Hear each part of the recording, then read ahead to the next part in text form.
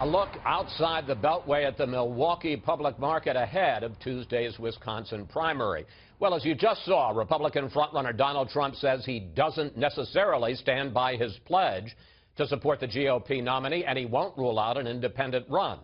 Republican National Committee Chair Reince Priebus watched our Trump interview along with all of you, and he joins us now from RNC headquarters here in Washington. Chairman Priebus, you just heard Donald Trump. He's keeping open the possibility that he may not support the Republican nominee if it's not him, keeping open the possibility that he might run as an independent candidate. Does that worry you? Well, not really. I mean, I think some of this stuff is leverage and candidates that are posturing for a potentially open convention. But look, one of the things that I think people are missing is that this pledge, this pledge to support the eventual nominee comes from really a data agreement that the candidates signed. So without boring everyone to tears, we've spent hundreds of millions of dollars on data and information over the last several years at the RNC. These candidates have access to that data. In exchange for getting stuff from the national party, we say, well, are you willing to support the nominee? And they say, yes, we are, and they sign a document. My point would be, if a candidate isn't willing to commit to the principles and values of our party, then they ought to just tell us. But if they commit to it, then they should do it. And these candidates are running to be the nominee of our party. We're not running for their loyalty. They're running so that one of them will be chosen by us. And so I can't imagine a candidate for any position anywhere in America running in front of a group and saying, well, we don't know if we want to be part of this group, but we want to be the chairman or president of that group anyway. But respectfully, sir, I feel like you're missing the point, which is obviously they're running to win, but what Trump is saying, and actually to a certain degree Cruz and Kasich as well, is if they don't win and if the other guy wins, then they may not support the candidate. I mean, the result of that would be that the GOP would be split and would have an even harder time winning in November. Well, certainly. And you can't win by subtracting and dividing. And I understand that. I mean, we're the party of the open door, which means you got to let people in. We've got to grow. We've got to unify. And with unity, anything is possible. So certainly there will be work to do in Cleveland, especially if it's an open convention, in bringing the party together. I think we're going to have a lot of time to do that. But yeah, is it going to be a challenge with rhetoric like this on all sides?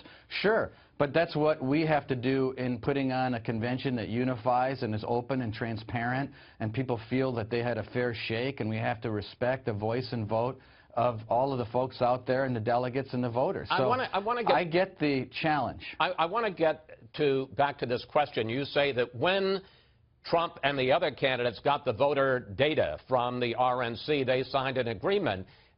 Did they, in that agreement, did they pledge, in return for getting the data, did they pledge to support the nominee, and are you prepared to enforce that agreement?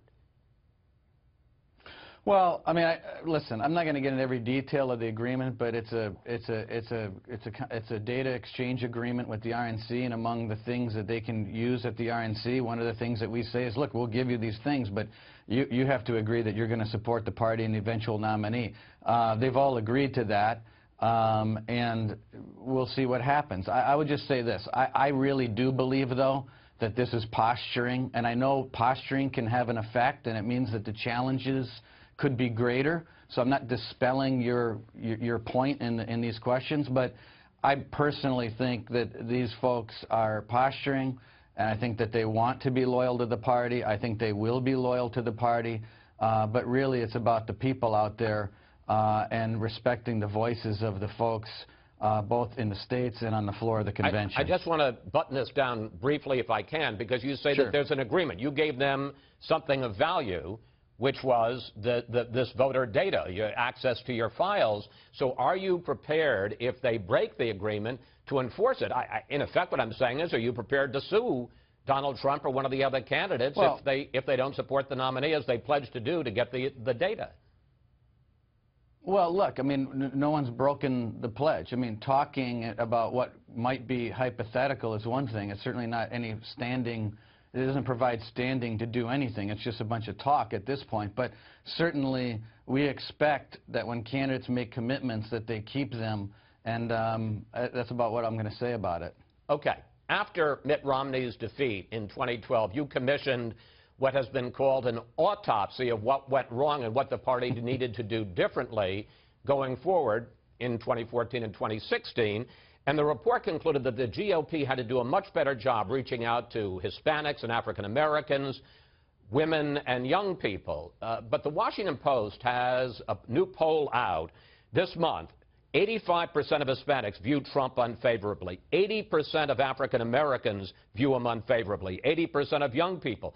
75% of women. Chairman Priebus, the Post concluded that Trump, at this point, would be the most unpopular candidate for president in modern times in either major party. Well, look, I mean, obviously we're having a conversation within a small circle of people, and you know, tone and tenor have consequences, and it means that the challenges in the general election will be there for us to make the message to every American, no matter who they are, that our party is a door that we want them to walk through. But look, if you look at what's happening on the Democrat side of the aisle, you look at Hillary Clinton, If I may, just briefly, though, but hasn't Donald Trump, hasn't Ted Cruz closed that door for a lot of these groups that you wanted to reach out to? No, I don't think so. I think there's a lot of time, Chris, and in the general election we're going to be having 10 people every 10 blocks in these communities, and you saw the difference that we made with what we learned from that Growth and Opportunity Report in 2014 when we won 46% of the Hispanic vote in Colorado. We spent about $8 million on the ground doing it. We won 28% of the black vote in Ohio. That didn't just happen because of just coincidence. It happened because we reached out to tell people of the values of equality and freedom and opportunity that our party provides. We're going to do the same thing. We didn't do that in 2012. We just atrophied in 2012. And so certainly, yes, tone matters. And when you say things do you really that people think don't agree with, it can have an effect, but we can overcome it. Are going to forget what Donald Trump has said about illegal immigrants, what Ted Cruz has said about illegal immigrants? I mean, they're not going to forget it.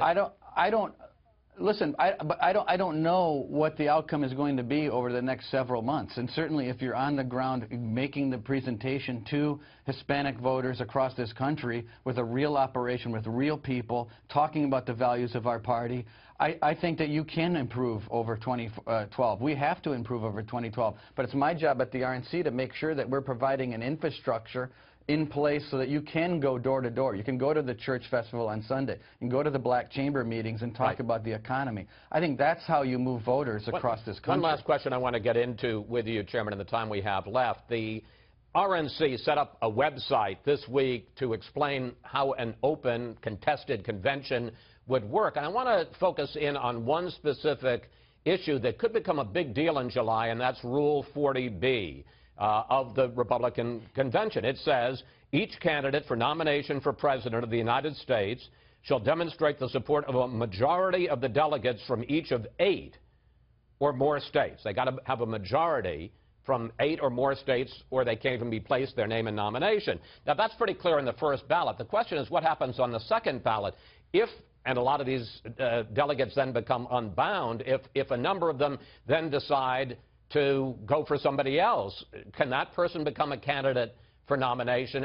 And I guess the real question is, do you have to be a candidate for nomination? Can somebody completely outside, if 1237 delegates vote for that person, does that become the nominee?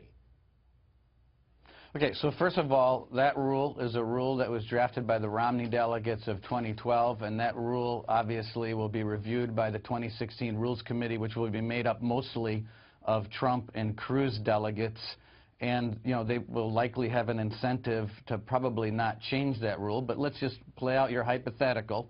If in fact that rule stays in place, you're asking, number one, can someone on a later ballot, when most of the delegates are unbound, be nominated? I think they can be, but that would be an extreme hypothetical, I think, and highly unlikely. But you asked the question. I think it's possible. And at that point, if you get into a multi-ballot convention where you got 5 or 6 or 7 rounds, it's possible that a person can be nominated that's not one of the 3. But my position is, and I think it's absolutely correct, our nominee is likely to be one of the 3 people running. So I mean, I think it's interesting how far out we can play this out, but it's possible as you lay out. Chairman Priebus, to be continued. Thank you.